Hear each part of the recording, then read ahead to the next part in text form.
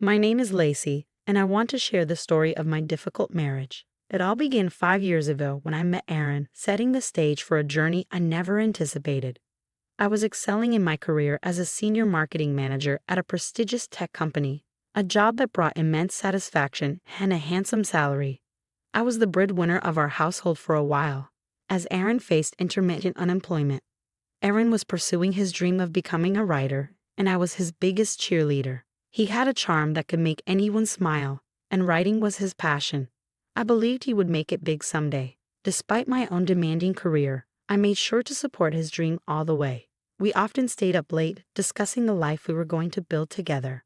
Aaron sometimes took odd jobs to help out, but I always told him not to worry. I was happy to support us while he figured things out. We had an unshakable faith in each other's dreams and were ready to ride the ups and downs together. Now let me tell you about Hazel, my sister-in-law, who lived in the captivating city of Auckland, New Zealand. While we weren't extremely close, I considered her part of our extended family. Aaron had always been fond of his little sister despite their age gap. She was only 23, and Aaron often shared stories of their childhood, showing how deeply he cared for her. Though Hazel and I hadn't formed a particularly tight bond, I cherished the moments we shared during family gatherings. She had a youthful zest for life. Hazel's decision to study abroad was a bold one, and everyone supported it. One evening, after a grueling day at the office, I came home with aching feet, ready to relax. But Aaron, with his cheeky smile, had other plans. "Lacy, there's something I need to discuss with you," he said. "Of course, Aaron. What's on your mind?" "It's about Hazel. Her health has taken a serious hit, and the medical expenses in Auckland are astronomical. She reached out to me for help. Can we send her some money?" "Absolutely, Aaron. What happened to her?" "She's been dealing with some stomach issues, and the doctors are running tests to figure out what's wrong." "Oh no, poor Hazel. We'll definitely help her." "Thanks, babe. I hate to burden you with this, but she's my sister, and I can't stand the thought of her suffering. I've been between jobs for a while now, and my savings are running low. Hazel just graduated and is actively looking for a job. But it's not easy for her in her field. Family comes first, Aaron, and we'll make sure she gets the help she needs." "How much does she need?" "Just $5,000. I know it's a lot. We'll tighten our belts if we have to. It's the least we can do." "You're amazing, Lacy. I promise I'll pay you back as soon as I find a stable job. I hate that it's come to this, but I'm so grateful for your support." "Don't worry about paying me back, Aaron. Family sticks together no matter what." Without a second thought, I agreed to send the money. It was a decision made out of love, compassion, and a belief that family always comes first. I saw the genuine concern in Aaron's eyes for his sister's well-being and couldn't bear to see him burdened by worry. After all, what good was the money I earned if I couldn't use it to help the people I cared about the most? I have always believed that wealth holds no real value unless it's used to make a positive impact on the lives of those you love. It wasn't about the amount or the inconvenience, it was about standing by Aaron's side and showing solidarity with his family. So I transferred the money to Hazel. Little did I know that this simple act of generosity would trigger a series of events that would turn my life upside down. A few weeks later, Aaron informed me that his mom, Sherry, was making a spontaneous trip to Auckland to be with Hazel. He explained that Sherry was deeply concerned about her daughter's health and that he needed to drive her to the airport. As soon as I heard this, I knew I wanted to accompany them. I wanted to meet Sherry before her flight, offering her some support and comfort during this stressful time. Even though Aaron said I didn't need to, I insisted. "So, Aaron, how's Hazel doing exactly?" "What's her diagnosis?" "Well, it's a bit complicated, Lacy. She's been having these stomach issues, and the doctors are still trying to figure it out." "Yes, dear. They haven't pinpointed the exact cause yet. It's been quite a struggle for her." "Stomach issues? That sounds vague, but she's been going to the doctor regularly, right?" Yes. She's seen a few specialists, but they haven't concluded anything yet. It's been frustrating, darling. We are hopeful she will get better soon. I'm going there to take better care of her. That's all a mother can do, you know." "I hope so too. It's just strange that it's been a while and they haven't reached a diagnosis yet, for someone as young as her to have such issues." "Let it go, Lacy. Let's just focus on getting Mom to the airport right now." While Sherry was away in Oakland, life continued as usual. I headed to work while Aaron stayed home, working on his novel. Another month passed, and then Aaron approached me with another request for money. He explained that Hazel was relocating for a new job and needed financial help for her new apartment. Sherry was still in Oakland with her, and from what I knew, Sherry was wealthy enough to support Hazel comfortably. Despite my doubts, I couldn't bring myself to question Aaron's family. I quietly sent Hazel the requested $3,000, hoping this time it would truly benefit her. But then, a week later, Aaron dropped a bombshell that left me utterly flabbergasted.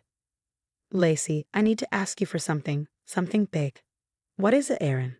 "I need you to send my sister $50,000. $50,000? Aaron, that's half of my annual salary. Why on earth would Hazel need that much money?" "Hazel's health is deteriorating rapidly. It's a serious stomach condition, and the doctor recommends surgery. She's in pain, and we can't wait any longer." "I get that, Aaron, but why can't you just tell me exactly what's wrong with her? It's so frustrating not knowing. You're always so vague about it. And why couldn't Sherry help with the $3,000 last time?" "First, it was for a diagnosis, then an apartment, and now a surgery. Sherry has her own expenses, Lacy. She's been helping Hazel too, but this situation is just beyond what any of us expected." "I understand, but it's just so hard to keep giving money without knowing where it's going. It's complicated, Lacy. I wish I could explain it better, but it's a medical thing, and Hazel's privacy matters too. I'm not asking for every detail, just something more than some stomach issue, Aaron." "Lacy, please, this is about her life. I can't believe you're questioning this." "I'm not questioning Hazel's health. I just want some proof." "You think I would lie about my own sister's health? I cannot believe you're being so heartless about this." "I am not being heartless, Aaron. I am scared. I need to protect our future too. I can't drain our savings without knowing more." "You know what, Lacy? If you can't trust me on this, maybe we don't have a future together. I would want a divorce if you don't help me." "Are you seriously threatening me with divorce over this? I thought you would support me when my family needs it the most." "I want to support your family, but I also need to know I'm not being taken advantage of.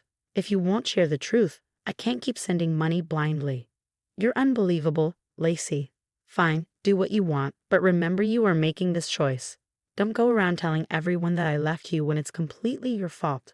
I plopped down on the couch, feeling the weight of Aaron's request pressing on me. Thoughts swirled in my head like a blender on high speed. Why all the secrecy? First, it was for Hazel's diagnosis, then an apartment, and now surgery. It just didn't add up. I sat there wrestling with my thoughts. On one hand, there was my undying love for Aaron. I didn't want to see him hurt or upset, and family always came first for me. But on the other hand, something just didn't feel right. I needed some proof, some clarity, but all I got were vague explanations. In the end, my love for Aaron and my sense of family loyalty won out. I made the payment to Hazel. She texted me a thank you note. As the sun rose the next morning, I broke the news to Aaron. "I'm sorry for doubting you, Aaron. I transferred the money to Hazel." "You did? Lacy, you are the best. I'm sorry for last night. The divorce thing just came out of my mouth. I didn't really mean it. No matter how hard I tried to play along, something just didn't sit right. Even after sending Hazel the money, I couldn't shake the feeling that there was more to the story than met the eye. Aaron had threatened me with divorce the previous night, but once I sent the money, he transformed back into Mr. Charming. I couldn't ignore it. Why all the secrecy about Hazel's health? Why wasn't Sherry stepping up to help her own daughter when she was struggling? I loved Aaron and his family, but these nagging questions wouldn't leave me alone. In an attempt to clear my head, I decided to meet up with Amani, my best friend. We chose the Cozy Cafe, our haven for heart-to-heart talks. I needed that comforting ambience more than ever to ease my troubled mind. "So did I miss anything exciting at that dinner party you mentioned last night?" I asked as we settled in. "Oh, you missed out. It was a blast. Jenny wore this stunning red dress that would make anyone jealous. You know, the usual stuff, food, gossip, and a lot of dancing. Typical Jenny, making an entrance. Why weren't you there, by the way?" "Actually, that's what I wanted to talk to you about. Aaron and I had a fight." "No way, Lacy. What's going on?" "Well, you know my sister-in-law, Hazel in New Zealand, right? She's been asking for money, claiming it's for her health issues." "Yeah, I remember seeing her at your wedding. She was just a kid then. What's her deal?" "Something feels off." I sent her some money before, but now Aaron's asking me to send a huge chunk of my salary, and he threatened to divorce me if I didn't. Wait, that does not sound right. That was a shitty move on Aaron's part.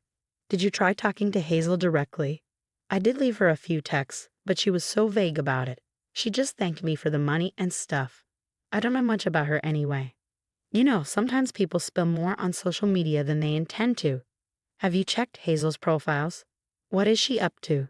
Hazel isn't exactly on Facebook or Instagram. She's always been quite private. That is strange for a 23-year-old not to have any social media presence. Let me put my stalking skills to use. I took a quick break to grab the blueberry muffins and coffee we ordered from the counter, hoping to ease the tension. When I returned, Amani's face looked like she had seen a ghost. I leaned in and couldn't help but ask, "What's got you looking so shocked?" "Isn't this Hazel? There she is on Instagram. Strange how I couldn't find her at first." "Well, maybe she blocked you. Why would she do that?" "Take a look at her account. You're not going to like what you see." I started scrolling through Hazel's Instagram. "Amani, you will not believe this. Hazel was at a Dua Lipa concert just a week ago. What on earth is going on? Not to mention how expensive those front row tickets would be." My heart sank as I scrolled through Hazel's Instagram profile. There she was living a life that seemed far from the struggles Aaron had described.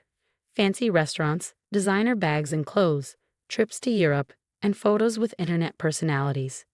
Nothing about her life appeared to match the dire situation Aaron had painted.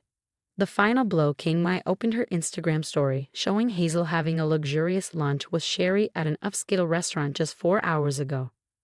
Her follower count stood at around 20,000, a number that made her a budding Instagram influencer. How could someone with a substantial online presence who seemed to enjoy a life of luxury be in dire financial straits as Aaron had claimed? "Girl, she's flaunting a Gucci bag and your husband claims she's broke. You'll definitely need to have a serious talk with Aaron." "You're right, Amani. I need to go. See you later." I dashed back home, my head swirling with thoughts. But Aaron was nowhere in sight. I couldn't sit still, so I restlessly paced the living room, my heart racing.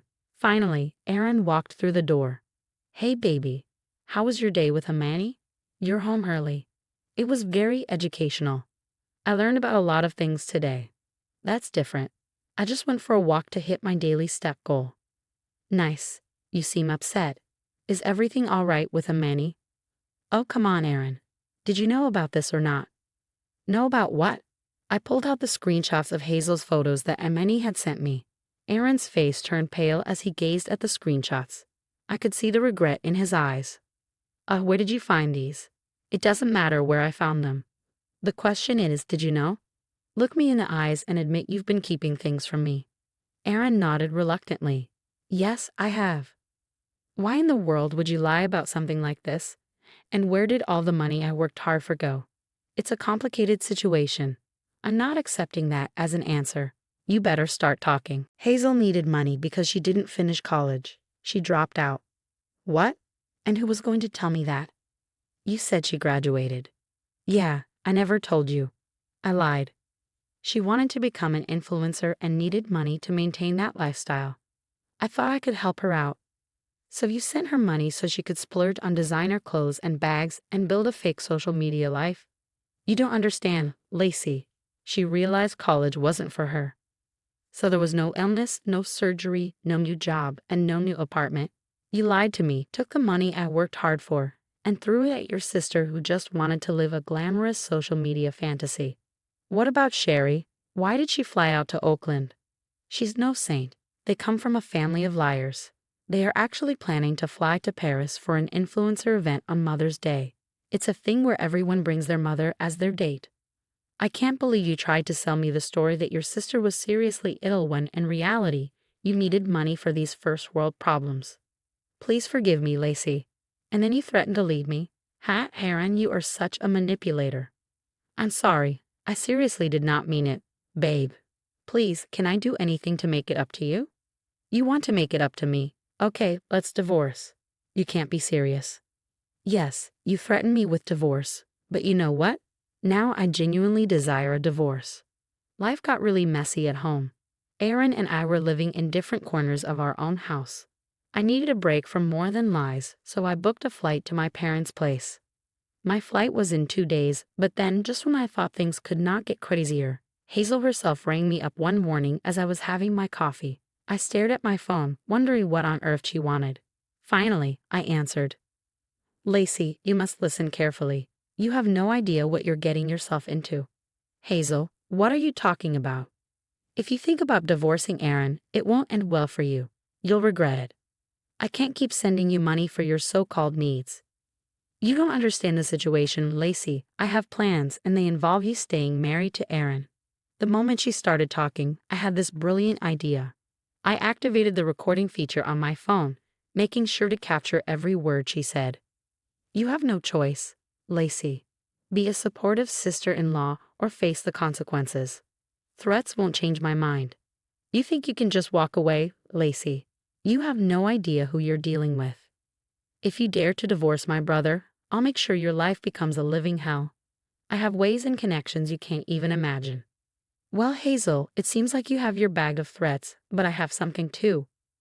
You see, I've been recording this entire conversation. Recording?